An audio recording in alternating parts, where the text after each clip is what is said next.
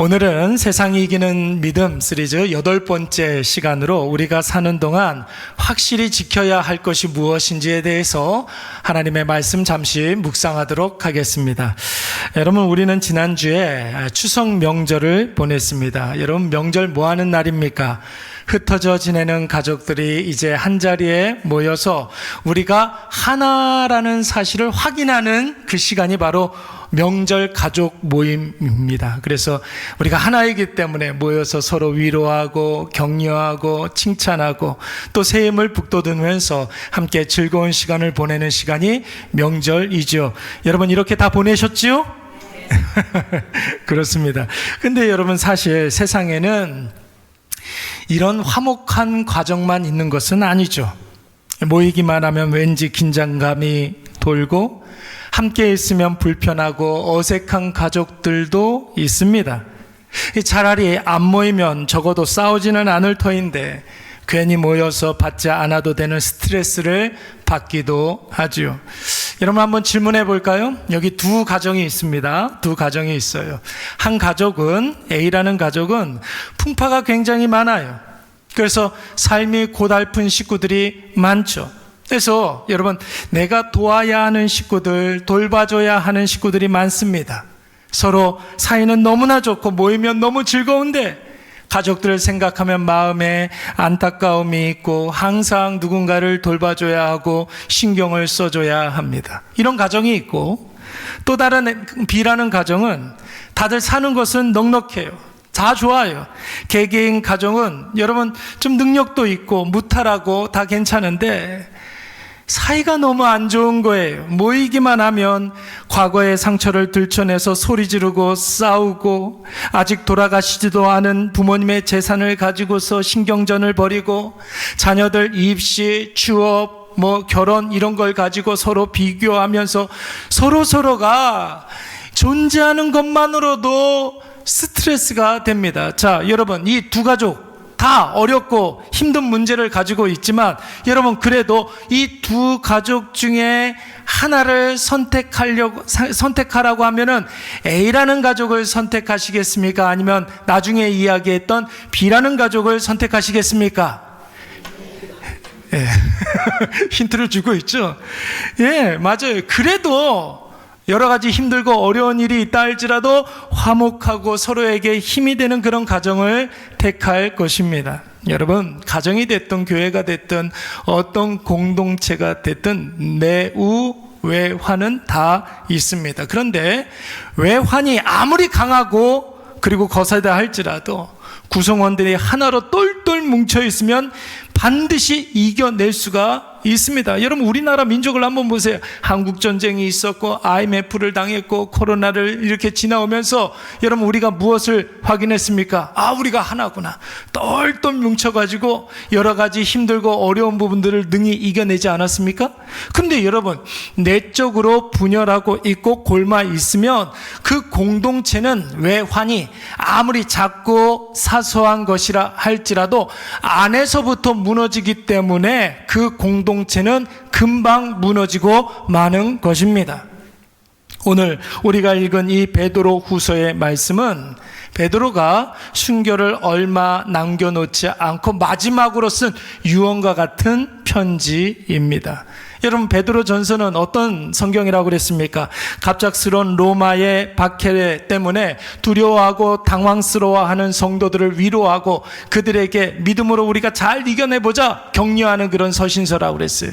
근데 베드로 후서는 이제 곧 있으면 베드로가 순교를 당하게 됩니다. 베드로가 죽기 전에 교회와 성도들에게 신앙에 있어서 중요한 몇 가지를 당부하는 내용이 수록되어 있습니다. 여러분, 그것이 무엇입니까? 로마의 박해, 그거 당연한 것이다. 그러나 박해가 거세다 할지라도 그거 금방 지나간다는 거예요. 세상에 뭘 이해? 그것도 어쩔 수 없다. 그러나 결국 세상이 여러분 예수 믿는 사람들을 잘 이해하지 못한다 할지라도 그들도 마지막 순간이 되면 하나님을 찾게 된다. 그리고 세 번째, 신앙생활 하다가 당하는 불이익과 손해, 그거 여러분 누가 책임져 주신다는 겁니까? 하나님이 책임져 주실 줄로 믿습니다. 예, 그렇습니다. 우리가 손해를 보고 불이익을 당하는 것 같지만 여러분, 하나님께서 다 아세요. 우리가 믿음을 지키기 위해서 손해를 보는 거 하나님이 다 아시고 하나님께서 다 채워주실 줄로 믿습니다. 그런데 여러분, 한 가지, 교회의 분열, 성도 간의 분열은 너무 심각하고 대단히 위험한 일이라는 거예요. 여러분, 그렇지 않습니까? 피를 나눈 가족들도 서로 싸우고 갈등하고 불편함을 주는 가정이 있듯이 교회 공동체, 여러분 어떻습니까? 서로 편을 나눠서 분열하고 싸우고 비방하고 갈등하는 교회가 이 세상에 있습니까? 없습니까? 있을 뿐만 아니라 많아도 너무 많지 않습니까? 여러분 보세요. 어떻습니까? 수습이 잘 되던가요?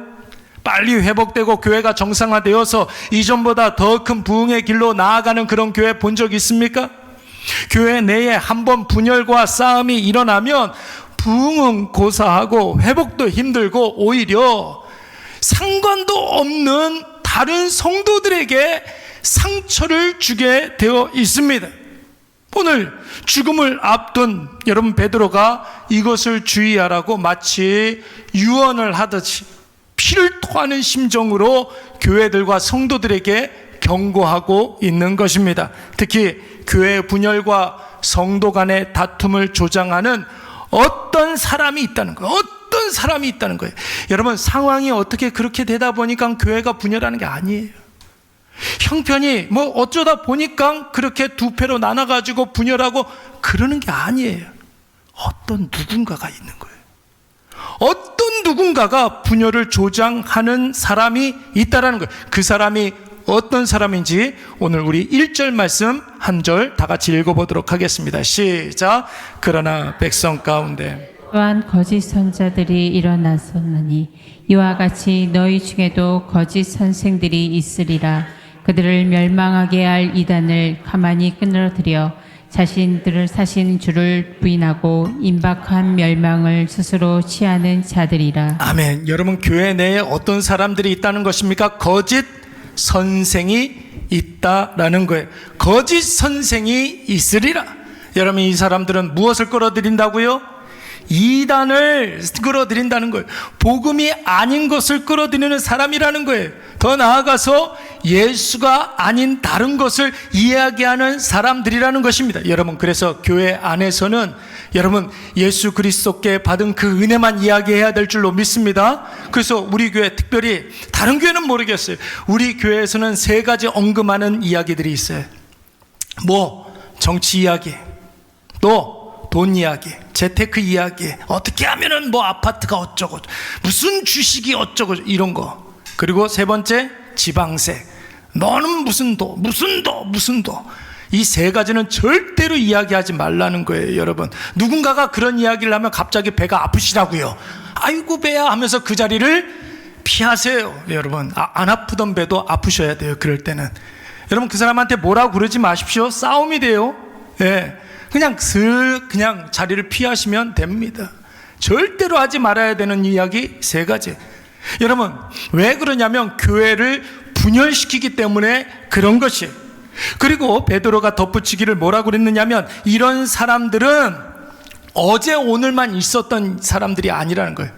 오늘날 이 시대에 특별히 있는 그런 사람들이 아니라, 여러분 베드로가 이 서신서를 쓰는 시점에서 구약시대 옛적 선지자들도 있었다라는 것입니다. 그러니까 여러분, 교회가 존재하는 그때에는 항상 이런 사람들이, 분열을 조장하는 사람들이 있다라는 것이. 그러니까 여러분, 아유 우리 교회는 그런 사람이 없어, 이렇게 생각하지 말라는 거예요. 이렇게 생각하지 말라는 거예요. 방심하지 말라는 거예요. 언제나 은혜가 있는 곳에는 그 은혜를 물타는 사람들이 있다는 거예요. 그리고 그런 사람들 반드시 하나님께서 뭐 하신다고요? 심판하신다는 거예요. 교회를 분란을 일으키는 그 사람을 반드시 심판받아 멸망에 이르는 사람들이라는 것입니다. 여러분, 교회의 분열을 가져오는 거짓 교사, 거짓 성도에 대해서 이야기하려면 밤을 새도 모자릅니다. 그런데 여러분, 오늘 이 주일 예배는 그런 시간이 아니에요. 오늘 이 시간은 주님이 주신 이 말씀을 가지고 내 개인의 신앙에 어떤 의미가 있는지, 어떤 교훈이 있는지를 우리가 살펴봐야 되겠죠. 여러분, 교회에 항상 교회를 분열시키는 거짓 교사가 있듯이 내 개인의 삶에도 내 믿음을 흔드는 요인들이 있다라는 거예요. 내 개인의 믿음을 자꾸만 흔들어 놓고 떨어지게 하는 그런 요인들이 있다라는 것입니다. 자, 그것이 직관적으로 나를 신앙으로 살지 못하게 하는 주변 사람들일 수가 있습니다. 어떨 때는 배우자가 될 수도 있고, 자녀가 될 수도 있고, 친구가 될 수도 있고, 친하게 지내는 그런 지인들, 직장 동료들이 내 신앙의 믿음을 떨어뜨리게 하는 그런 사람들일 수가 있어요. 또 조금 더 확대하면 어쩔 수 없는 상황이나 형편이나 환경이 내 믿음 떨어지게 할 수도 있고, 그리고 세상에서 들려오는 소문, 특별히 여러분 유튜브, SNS 뭐 이런 거, 세상 돌아가는 이야기, 사람들이 몰려가는 그런 대세, 이런 것들이 우리의 믿음을 떨어뜨리게 하고 여러분 우리의 믿음을 흔들어 놓는다는 거예요. 여러분 꼭 조심하시기 바랍니다. 유튜브에서 나오는 여러 가지 다른 교회 목사님들 설교 이런 것들 많이 보지 마세요. 네. 여러분들이 보는 그 유튜브에 뜨는 그런 목사님들의 설교가 다 여러분 맞는 그런 말이 아닐 수가, 이단에서 이렇게 많이 이렇게 배포하는 그런 영상일 수가 있는 거예요. 그러니까 여러분 유튜브에 설교 많이 보는 사람들 치고 여러분 죄송합니다.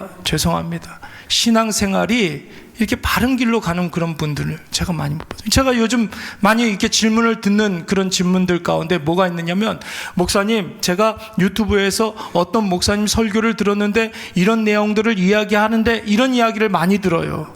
여러분, 유튜브, 신천지, 통일교, 구원파, 이것보다 더 위험한 이단이 유튜브예요. 틀림없이 여러분들 주의하시기 바랍니다. 사람들이 몰려가는 그런 대세가 우리의 믿음을 여러분 깎아낼 수가 있다는 거예요. 여러분, 나를 속이고 현혹시키는 이런 것들과 우리가 싸워서 이길 수 있습니까? 여러분 보세요. 신천지, 통일교, 구원파 이런 사람들과 우리가 싸워서 이길 수가 있어요? 유튜브하고 싸워서 우리가 이길 수 있습니까? 오늘 베드로는 이것들과 싸워서 이겨라 이렇게 이야기하지 아니하고, 그런 모든 것들은 다 하나님이 다 알아서 심판하신다는 거예요. 여러분 3절 말씀 한번 보시기 바랍니다. 그들에 대한 심판은 지체하지 아니하고 실행된다고 그랬어요. 여러분, 그들에 대한 심판은 내 영역이 아니라 누가 알아서 하신다고요? 하나님이 알아서 하시는 거예요. 4절 말씀에서는 뭐라고 그랬습니까? 그들에 대한 심판이 구체적으로 나오고 있는데, 지옥에 던져져서 어디에 묶어서? 사슬에 묶어서 어두운데 가둬놓는다고 그랬습니다. 여러분, 저들은 이미 심판받은 줄로 믿습니다. 그리고 5절 이하의 말씀에 보니까 믿음을 흔드는, 교회와 성도들을 흔드는 것들은 그때그때 하나님이 다 심판하신다라는 것입니다. 그런데 여러분, 여기에서 중요한 건 무엇입니까? 그런 거짓 교사들, 우리를 현혹해 하는 자들, 분열케 하는 자들은 항상 있는 자들이고 하나님께서 심판하시지만, 제일 중요한 것은 무엇이냐면 그런 자들에 의해서 내가 속아 넘어가지 않는 거예요. 내 믿음 내가 잘 지키는 거예요. 그 믿음을 지키는 거예요. 절대로 흔들리지 아니하고 예수 그리스도를 믿는 그 믿음을 굳건하게 지켜야 될 줄로 믿습니다. 그 예로 오늘 본문에서 두 사람을 소개하고 있습니다. 첫 번째 사람이 누구냐면 바로 노아예요. 노아. 여러분, 우리 5절 말씀을 다 같이 한번 읽어보도록 하겠습니다. 5절 시작. 옛 세상을 용서하지 아니하시고 오직 의를 전파하는 노아와 그 7 식구를 보존하시고 경건하지 아니한 자들을 세상에 홍수를 내리셨으며. 아멘. 하나님이 세상에 사로잡혀서 노아 당시에 자기 멋대로 살아가는 사람들을 심판하시기로 작정하셨습니다. 무엇으로 작정하셨습니까? 심판하시기로. 물로 심판하시기로 작정하셨어요. 그런데 모든 것들 다 물로 씻어버리려고 했는데 오직 노아와 노아의 가족만은 살려주셨다는 거, 구원해 주셨다는 거예요. 그 이유가 뭐라고 그랬습니까? 왜 그랬어요? 오직 무엇을 전파하는 자라고요? 의를 전파하는 노아와 노아의 가족들은 구원해 주셨다라는 것이, 여러분 모든 사람들이 남이야 어떻든 나한테 유리한 대로만 살고 자극적인 것에 빠져서 눈에 혹하는 것만 쫓아 살아가는데, 누구만큼은, 노아만큼은 하나님이 주신 말씀 붙잡고 꼿꼿하게 살아갔다는 것이, 세상과 사람들의 대세가 예수 이야기하는 사람들을 비방하고 있는데, 진리와 복음으로 살아가는 사람들을 무시하는데, 노아의 가족만큼은 누구만 바라보고? 하나님만 바라보고 하나님이 주시는 말씀 붙잡고 그 말씀대로 자기 믿음 지키려고 노력했다라는 것입니다. 할렐루야. 그래서 하나님께서 노아 가족들을 구원해 주신 줄로 믿습니다. 또 다른 한 사람이 나오고 있는데, 그 사람이 누구입니까? 아브라함의 조카 누굽니까? 롯이에요. 롯. 여러분, 우리가 아브라함 조카 롯 하면, 롯이 아브라함과 이렇게 헤어질 때 롯의 눈에 좋아 보이는 소돔과 고모라로 간 사람이라고 생각을 해요. 소돔의 화려함을 쫓아간 사람 롯, 고모라의 편리함을 쫓아간 사람 롯, 우리 이렇게 생각한단 말이에요. 그런데 오늘 본문의 말씀에 보니까 롯은 어떤 사람이었냐고 그랬냐면, 그 소돔과 고모라 성 안에서 괴로워했었다는 거예요. 희희낙낙하면서 편안하게 즐기고 먹고 마시고 즐기고 그런 사람이 아니라, 그 소돔과 고모라 성에서 괴로워했던 사람이라는 것입니다. 우리 다 같이 6절부터 8절까지 말씀 다 같이 한번 읽어보도록 하겠습니다. 고모라, 시작. 소돔과 고모라 성을 멸망하기로 정하여 제가 되게 하사 후세에 경건하지 아니할 자들에게 본을 삼으셨으며, 무법한 자들의 음란한 행실로 말미암아 고통당하는 의로운 롯을 건지셨으니. 8절 이는 한번 클릭해 주세요. 8절. 네, 시작. 이는 이 의인이 그들 중에 거하여 날마다 저 불법한 행실을 보고 들으므로 그 의로운 심령이 상함이라. 아멘. 여러분, 이 말씀이 무슨 뜻이냐면, 롯이 소돔의 방탕함과 고모라의 무법함 때문에 엄청나게 괴로움을 당했는데, 그런 상황에서도 믿음을 지키려고 발버둥을 쳤다라는 것이, 당연히 그렇지 않습니까? 소돔과 고모라에서 그들하고 똑같이 살아가면 편하고 얼마나 즐겁겠습니까? 그런데 롯이 소돔과 고모라에서 괴로웠던 이유는 무엇이냐면, 그럼에도 불구하고 무엇을 지키려고? 믿음을 지키려고 발버둥을 쳤기 때문에, 여러분 7절 말씀에 롯을 어떤 사람이라고 했냐면 의로운 롯이라고 이야기했습니다. 얼마나 롯이 고군분투했는지 성경은 롯이 그의 의로운 영혼의 고통을 느꼈다라는 것입니다. 여러분 보세요. 정리해 볼까요? 물심판을 받을 세상에서 노아는 하나님 바라보고 하나님 말씀 붙잡고 끝까지 충성했습니다. 하나님께서 그를 구원해 주신 줄로 믿습니다.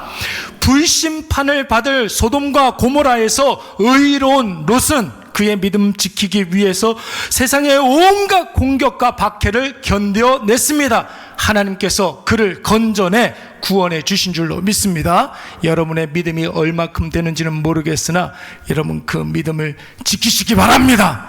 그 믿음이 세상을 이기게 하는 것입니다.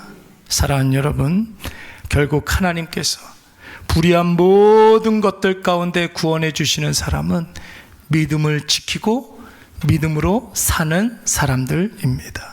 사랑하는 여러분, 하나님이 우리에게 세상에게는 주지 않았는데 하나님의 자녀들에게만 준 것 한 가지가 있습니다. 그게 뭐예요? 믿음. 그게 뭐예요? 믿음이에요. 믿음. 여러분에게만, 저와 여러분에게만 주신 복, 바로 믿음입니다. 그러니까 에베소서 2장 8절 말씀에서는 이 믿음이 우리에게 주신 선물이라고 이야기하지 않습니까? 여러분, 예수 그리스도를 믿는 그 믿음을 주셨기 때문에 여러분 우리는 세상 사람들이 알지 못하는 것을 알게 되었어요. 믿음이 있으니까 여러분 세상 사람들이 알지 못하는 것들을 우리가 알게 된 거예요. 그게 뭐예요? 하나님의 사랑을 알게 된 줄로 믿습니다. 다른 사람들 다 나 손가락질 해도 하나님의 사랑만 있으면 우리가 살아갈 가치가 있습니까? 없습니까? 있잖아요, 여러분.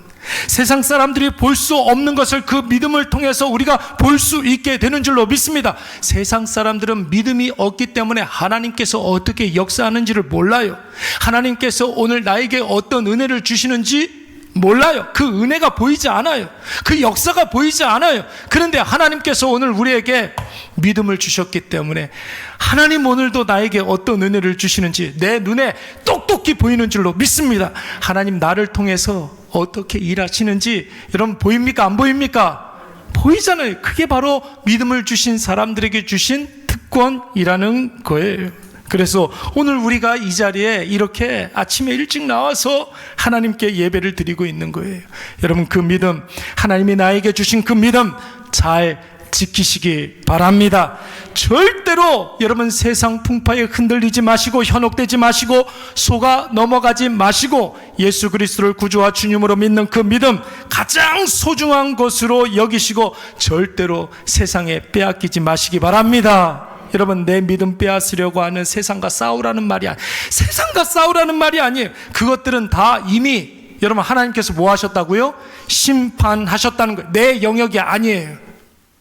내가 내 믿음 잘 지키고 그 믿음이 주는 복락을 우리가 누리고 내가 소중히 여기는 그 믿음이 주는 능력으로 여러분 그래서 이 믿음을 금보다도 귀한 믿음이라고 하지 않습니까? 그러면 세상을 자동으로 우리가 이길 수가 있게 되는 것입니다.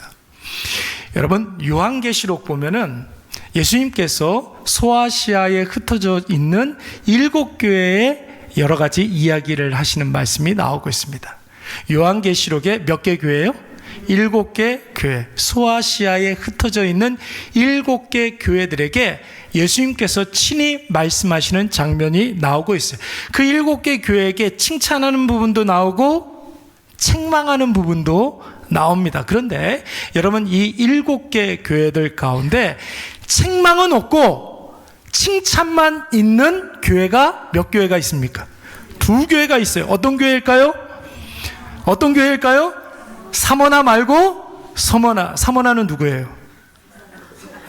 사모나 고사몬 목사니까 이제 알았어요?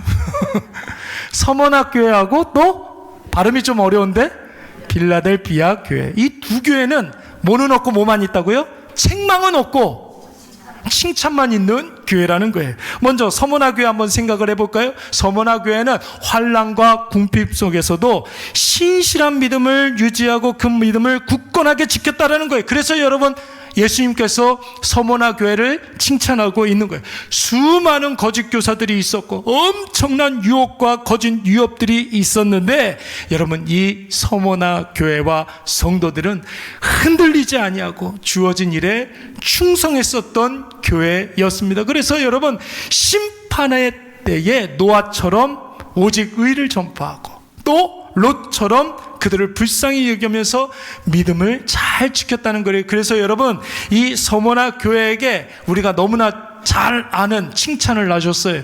여러분 어떤 칭찬입니까? 임직식 때 가장 많이 보는 성경 구절 뭐예요? 계시록 말씀 이렇게 보면 네가 뭐 하도록? 죽도록 충성하라. 그리하면 내가 생명의 관을 내게 주리라. 이 말은 무슨 뜻이냐면 네가 믿음을 잘 지켰으니 그래서 하나님 앞에 충성했으니 내가 생명의 면류관을 너에게 주리라. 여러분 하나님의 약속인 줄로 믿습니다. 2번째 교회가 어떤 교회라고 그랬습니까? 빌라델비아 교회입니다. 이 빌라델비아 교회는 성경에 아주 대놓고 너 작은 교회라고 그랬어요. 미약한 교회다 그렇게 이야기를 했습니다. 여러분 도시 전체에 예수 믿는 사람들이 별로 없었습니다. 조그맣게 교회가 하나 있었는데 많은 사람들이 이 교회를 주목하지 않았어요. 더군다나 이 빌라델비아 이 지역은 지식이 굉장히 많은 그런 곳이었기 때문에 여러분 늘 궁핍하고 핍절한 삶을 살아야만 했습니다. 또 이 빌라델비아가 유럽으로 가는 관문이었기 때문에 여러분 힘께나 쓰는 사람들이 오고 가면서 그냥 지나가지 아니하고 얼마나 노력을 많이 했는지 조금만 뭘 이렇게 가지고 있으면 그냥 지나가는 사람들한테 다 빼앗기고 침략을 많이 받았던 그런 지역이었습니다. 그런데 여러분, 이 빌라델비아 교회 성도들에게 오늘 예수님께서 뭐라고 말씀하셨습니까? 우리 계시록 3장 8절 말씀 우리 다 같이 한번 읽어보겠습니다. 볼지어다. 시작. 볼지어다 내가 내 앞에 열린 문을 두었을 때 능히 닫을 사람이 없으리라. 내가 내 행위를 아노니 내가 작은 능력을 가지고서도 내 말을 지키며 내 이름을 배반하지 아니하였도다. 아멘. 네가 작은 무엇을 가지고도, 여기서 말하는 능력이라는 것은 믿음이에요. 네가 작은 믿음을 가지고도 무엇을 지켰다는 겁니까? 내 말을, 하나님의 말씀을 지켰고 내 이름을 배반하지 않았다는 거예요. 여러분, 이게 얼마나 감동적인 말입니까? 빌라델비아 성도들은 예수 믿은 지도 얼마 되지 않았고 구원에 대해서, 복음에 대한 지식도 일천한 그런 성도들이었습니다. 그런데 그 작은 믿음을 가지고도 로마의 박해를 이겨내고 세상의 압박도 이겨내고 사람들의 시선도 거뜬히 이겨낸 줄로 믿습니다. 그래서 여러분 뭐라고 그랬어요? 내 말을 지키며 내 이름을 대신하지 않았다는 거예요. 그래서 주님이 이 빌라델비아 성도들에게 한 가지 귀한 약속을 해주셨는데, 우리 계시록 3장 11절 말씀도 굉장히 중요한 말씀이니까 우리 다 같이 한번 읽어보겠습니다. 시작. 내가 속히 오리니 내가 가진 것을 굳게 잡아 아무도 내 면류관을 빼앗지 못하게 하라. 할렐루야. 오늘 예수 그리스도께서 저와 여러분들에게 하신 말씀인 줄로 믿습니다. 네가 가진 것을 굳게 잡아 그 믿음을 굳게 지킴으로 말미암아 아무도 너에게 이미 주어진 생명의 면류관을 빼앗기지 않게 하라. 할렐루야. 네가 가진 것을 굳게 잡아 그 믿음 지킴으로 말미암아 그 믿음의 눈으로 하나님의 일하심을 보고 은혜를 확인함으로 아무도 내 면류관을 빼앗지 못하게 하라. 사랑하는 여러분, 우리 가정을 흔드는 것은 아까 전에 가정 이야기를 좀 했는데 세상 풍파가 아니에요. 가정을 흔드는 것은 세상 풍파가 아닙니다. 여러분, 오히려 몸이 아프고 경제적으로 힘들고 억울한 일을 당하는 그런 가족이 있다면 오히려 이것 때문에 가족이 또 어떻게 됩니까? 똘똘 뭉치지 않습니까? 서로 걱정해주고 위로해주고 부족을 채워주고 그러면서 나중에 하는 이야기가 뭐예요? 역시 내 편은 뭐밖에 없어?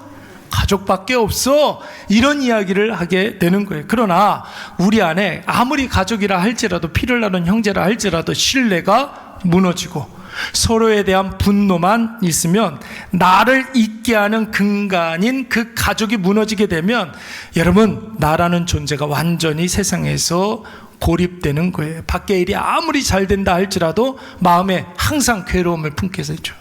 세상 사람들이 아무리 나에 대해서 박수를 쳐줘도 마음에 여러분 우울함을 씻을 수가 없게 되는 거예요. 마찬가지예요. 여러분, 신앙생활을 하면서 세상이 주는 박해, 그거 당연한 것입니다. 불신자들이 신앙 가진 사람들을 이해하지 못하는 거, 여러분 그거 어쩔 수 없는 거예요. 왜냐하면 믿음의 눈으로 우리는 볼 수 있는 것을 저들은 볼 수가 없기 때문에 저들이 우리를 이해하지 못하는 건 당연한 거죠. 근데 저들이 반드시 이해하는 때가 와요. 마지막 때가 되면 저들도 하나님을 찾게 되는 줄로 믿습니다. 예수 믿는 믿음으로 살다가 여러분 손해보는 것 같죠? 손해보는 것 같죠? 괜히 불이익 당하는 것 같죠? 그런 것 같아 보이지만 절대로 그렇지 않아요. 하나님께서는 절대 우리 손해보게 내버려 두시지 않습니다. 오히려 더 큰 유익을 갖다 주시는 줄로 믿습니다. 여러분 보세요. 지금 내가 뭔가 이렇게 손해를 보는 것 같고 불이익을 당하는 것 같은데 나중에 하나님께서 채워주시면 지금 내가 손해보는 거예요? 그건 투자라고 이야기를 하는 거예요. 당연히 해야 할 일인 것 아니겠습니까? 그러므로 우리의 신앙을 흔드는 모든 것들에 대해서 여러분 너무 과하게 걱정하지 마세요. 예, 그거 나와 상관없는 것들이라고 딱 선 긋고 무시해 버리세요. 그거 하나님이 알아서 하십니다. 세상이 어떻든 사람들이 뭐라고 하든 손해를 보든 이득을 보든 주님 나에게 주신 그 믿음, 조금이라도 상하게 하는 것들에 대해서 여러분 철저히 선 딱 긋고 등 돌리시기 바랍니다. 내 믿음 잘 지키시기 바랍니다. 여러분 오늘 이 본문의 말씀이 원래 베드로가 교회에게 하는 말씀이거든요. 특별히 교회에 슬그머니 들어와서 교회의 근간을 흔드는 자들이 있다라는 것입니다. 근데 여러분, 교회에 가만히 들어온 거짓 교사들이 여러분 그런 것처럼 내 신앙에도 그런 것들이 있다라는 거예요. 여러분 보세요. 교회를 흔드는 자들, 첫 번째, 자기 발로 슬그머니 이렇게 들어와서 두 번째, 호의를 베풀고 급격하게 친해지면서 무리를 형성하게 됩니다. 그리고 여기서부터가 중요해요. 거기까지는 우리가 잘 구분이 안 가요. 그런데 얼마 안 됐는데 갑자기 이렇게 친해졌는데 이 사람이 누군가를 부정적으로 이야기를 한다. 여기서부터 티가 나는 거예요. 교회에 열심히 일하는 사람들을 부정적으로 이야기한다든지, 누군가를 비방한다든지, 다른 교회와 우리 교회를 비교하면서 이 교회는 이게 없네 저게 없네 이렇게 부정적인 이야기를 한다든지, 그 단계를 넘어서 밖에서 만나자고 그래요. 꼭 밖에서 따로 만나자고 이야기를 합니다. 그러면서 불만 있는 사람들과 함께 세력을 만들어서 교회를 분열시키게 되죠. 여러분, 요 방법이 그대로 오늘날 뭐 영적이고 교회고 이런 걸 떠나가지고 사기치는 사람들이 딱 이 방법을 써요. 잘 한번 생각을 해보세요. 우연을 가장해서 슬그머니 접근을 하죠, 사기꾼들이. 그리고 나도 모르게 급격하게 좀 이렇게 친분이 생기게 됩니다. 연락을 자주 하게 되고 문자를 이렇게 나누게 되고, 그러면서 자꾸 뭔가를 비판해요. 뭔가를 이렇게 부정적으로 이야기를 합니다. 그러면서 공감대를 이끌어내죠. 예. 그리고 나중에 따로 만나자고 그래. 보이스피싱 당하신 분들 한번 생각을 해보세요. 나중에 여러분 결정적인 순간에 따로 만나자고, 어디로 나오라고 그런단 말이에요. 따로 만나자. 특별한 관계를 발전시켜서, 가스라이팅 시켜서 나에게 뭔가를 끄집어내게 됩니다. 이게 바로 사기치는 사람들의 전형 아닙니까? 여러분, 이것이 2000년 전에 베드로가 우리에게 하고 있는 경고예요. 주님, 나에게 주신 그 신학 확실히 지켜야 한다, 이렇게 이야기하면서 조심해야 될 것들. 우연하게 접한 친구, 우연하게 접한 취미, 이런 사람들과 어울리다 보니까 자꾸 그 사람들이 좋아지죠. 세상이 좋아지죠. 그러면서 기도, 말씀, 예배를 떠났는데도 불구하고 별로 불편함이 없어져요. 교회를 떠났는데 예배를 안 드리는데 오히려 편하다는 생각이 들어요. 그리고 신앙이 부정적으로 느껴지고, 교회와 목사님이 연락이 오면 이상하게 부담스러워요. 이번 주에도 제 문자에 답을 안 하시는 분들이 꽤 많았어요. 그리고 세상이 굉장히 특별해지고, 그 세상이 어떤 이렇게 지배를 받게 되고, 결국 여러분, 내 믿음이 이렇게 소진되는 거예요. 믿음이 소진되면 우리 삶이 피폐해지는 것입니다. 여러분, 멀리 하시기 바랍니다. 등을 돌려야 돼요. 선을 딱 그어야 됩니다. 그러면 지가 알아서 도망가게 되어 있습니다. 여기까지 여러분, 사도 베드로가 유언과 같은 그런 이야기를 한 거예요. 사도 바울은 여러분 어떻게 이야기했는지, 우리 마지막으로 사도 바울의 권면을 우리가 한번 읽어보고 설교를 마무리하도록 하겠습니다. 우리 디모데후서 4장 6절부터 8절까지 말씀 우리 다 같이 읽습니다. 시작. 전제와 같이 내가 벌써 여기까지. 전제와 같다라는 것은 여러분, 이 모든 것을 다 쏟아붓는 제사를 말하는 거예요. 아무것도 남김없이 다 쏟아붓는 제사. 그러니까 전제와 같이라는 것은 내 인생, 나에게 주어진 모든 시간들이 다 쏟아졌다라는 거예요. 그러니까 내 인생의 마지막 때가 되었다라는 것을 의미하는 것이죠. 그 이후에 다 같이 시작. 나의 떠날 시각이 가까이, 나 죽을 때가 되었다라는 거예요.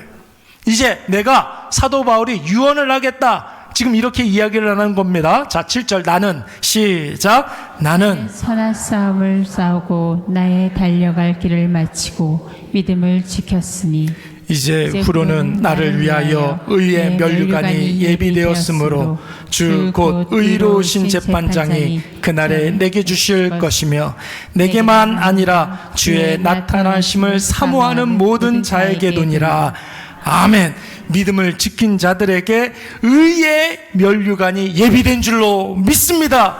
사도 바울에게만, 사도 베드로에게만 있는 것이 아니라 그 이후에 저와 여러분들에게도 믿음을 잘 지키고 그 믿음으로 살아가는 모든 사람들에게 하나님께서 놀라운 은혜를 허락해 주실 줄로 믿습니다. 우리 다 자리에